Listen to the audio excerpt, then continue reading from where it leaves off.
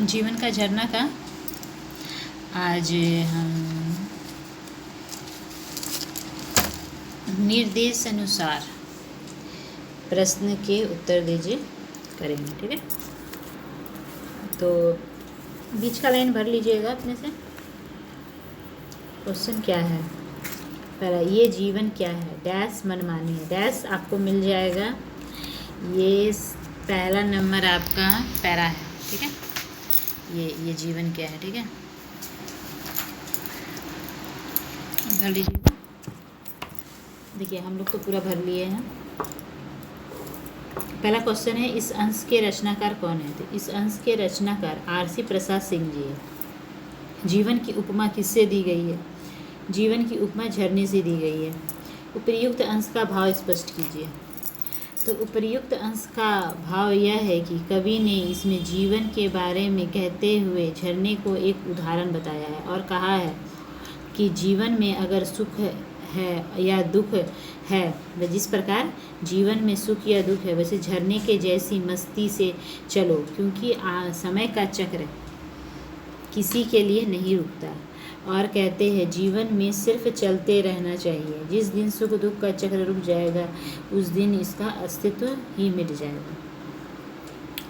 समय उपयुक्त अंश का भाव यह है कि कवि ने इसमें जीवन के बारे में कहते हुए झरने को एक उदाहरण बताया है और कहा है कि जीवन में अगर सुख या दुख है तो झरने के जैसे हमें मस्ती से चलते रहना चाहिए, क्योंकि समय का चक्र किसी के लिए नहीं रुकता। और कहते हैं जीवन में सिर्फ चलते ही रहना चाहिए। जिस दिन हम सुख दुख का चक्र रुक जाएगा उस दिन इसका अस्तित्व ही मिट जाएगा।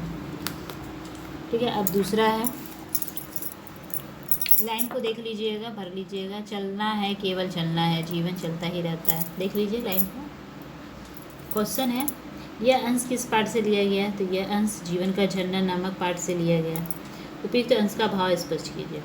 तो उपयुक्त अंश का भाव यह है कि कवि ने इसमें कहा है कि हमें सिर्फ चलते ही रहना है, जीवन के साथ चलते रहना है।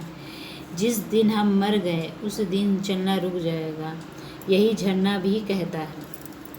ठीक है, अब तीसरा, बाधा के रोड़ों से लड़ता, वन के पेड़ों से टकराता।